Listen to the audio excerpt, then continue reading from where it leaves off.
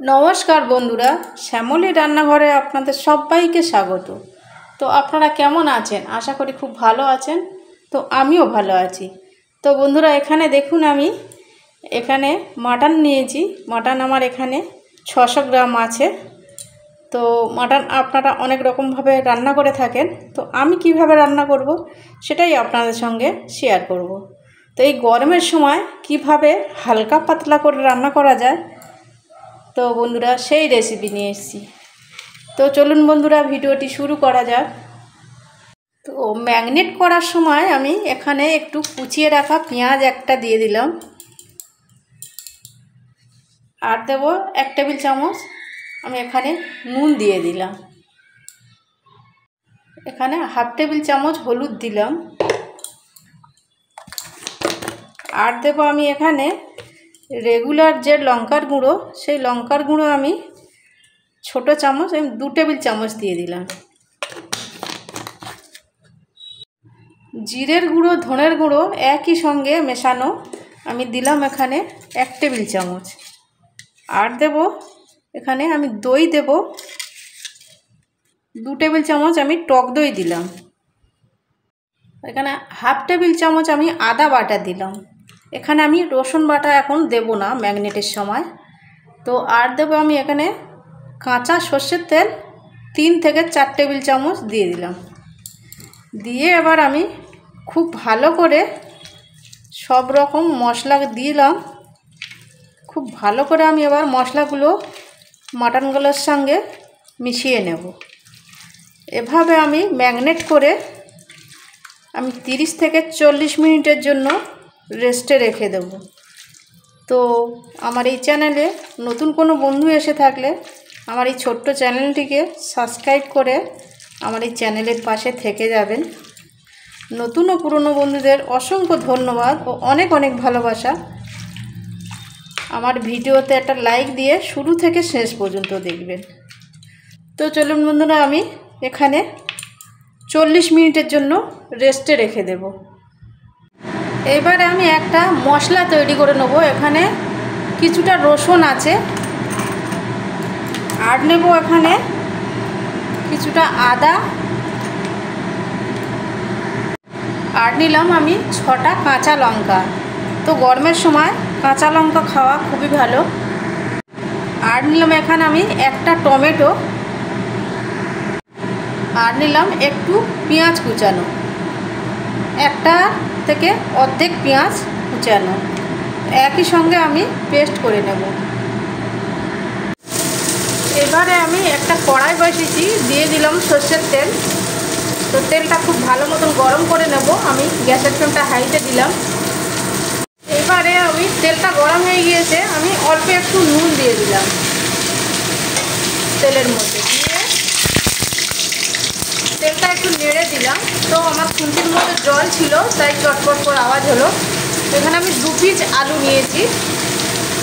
তো আলু আমাদের বাড়ি খুব বেশি খাওয়া হয় না, তো আলুটা আমি ভেজে নেব।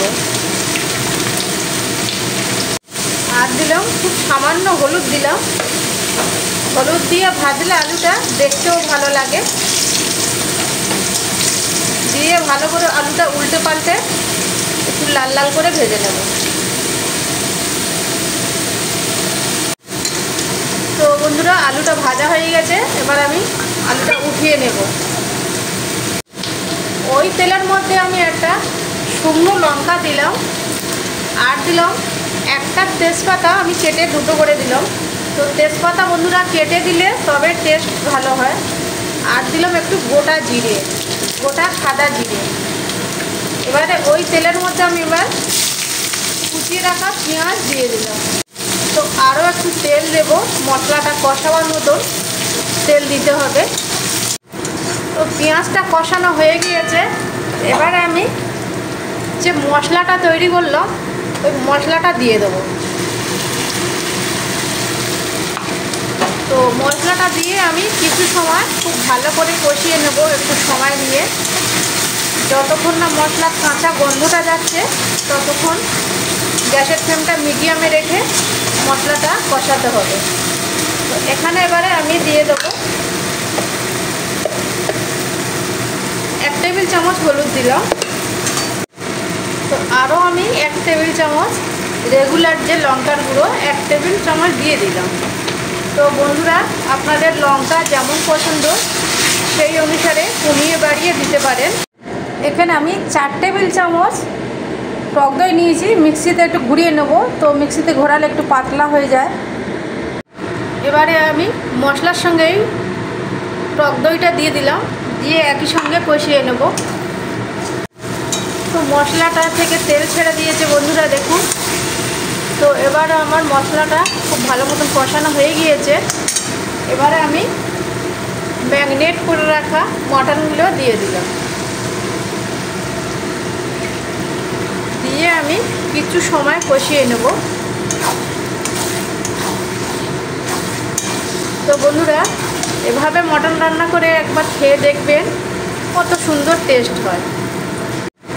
এবার আমি এখানে 4 পিস ক্যাপসিকাম দিলাম, ঠিক এরকম টুকরো করে নিয়েছি। তো মাটনে একটু ক্যাপসিকাম দিলে তার টেস্ট অন্য রকম হয়। তো ম্যাগনেট করার সময় আমি নুন দিয়েছিল, ওই কথা মাথায় রেখে আমি এখন সেই পরিমাণে একটু কম করে দিয়ে দিলাম। তো এবারে আমি ভেজে রাখা আলু 2 পিস দিয়ে দিলাম। তো তরকারিটা খুব একদম হালকা নয়, আবার খুব বেশি তেল মশলা চাপ দিয়ে মানে রিস্ক নয়। তো এইরকম করে রান্না করলাম। তো এবারে আমি প্রেসারে দিয়ে দেবো। প্রেসারে দিয়ে 5 থেকে 6টা সিটি দিয়ে নেব।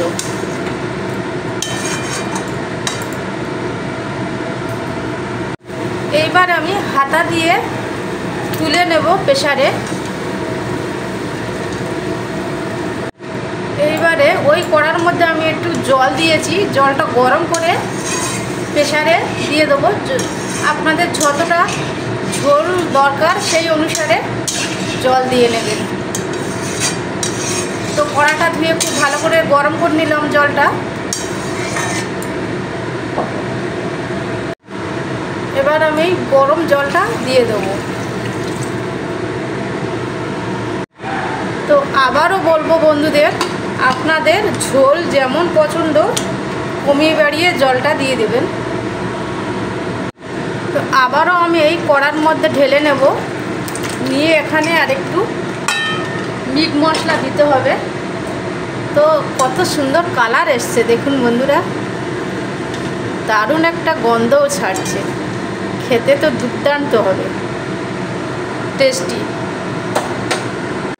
এবার আমি 1/2 টেবিল চামচের মতন আমি ছাই গরম মশলা দিয়ে দিলাম, আর দেব মিট মশলা। তো ছাই গরম মশলার মিট মশলার জন্য তরকারির টেস্ট আরও বেড়ে যায়। তো মশলাগুলো দিলাম, দিয়ে আমি আবারও নেড়ে দেবো।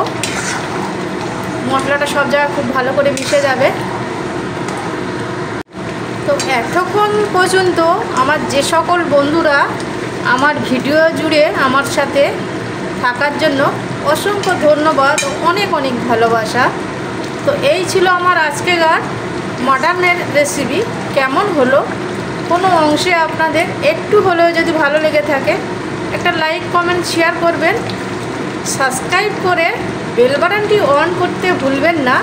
বেল বাটনটি প্রেস করে রাখবেন, তাহলে যখনই আমি এরকম নিত্য নতুন রেসিপি দেব সবার আগে আপনাদের কাছে পৌঁছে যাবে। তো সবাই সুস্থ থাকবেন, খুব খুব ভালো থাকবেন। আবার দেখা হবে নেক্সট কোনো ভিডিওর সঙ্গে। নমস্কার, টাটা, বাই। তো আমি এরকম জুস রেখেছি, আপনাদের যেমন পছন্দ সেরকম জুস রাখতে পারেন, মানে ঝোল যেরকম পছন্দ সেরকম রাখতে পারেন। তো আজকেকার মতন এখানে বিদায় নিলাম, টাটা, বাই।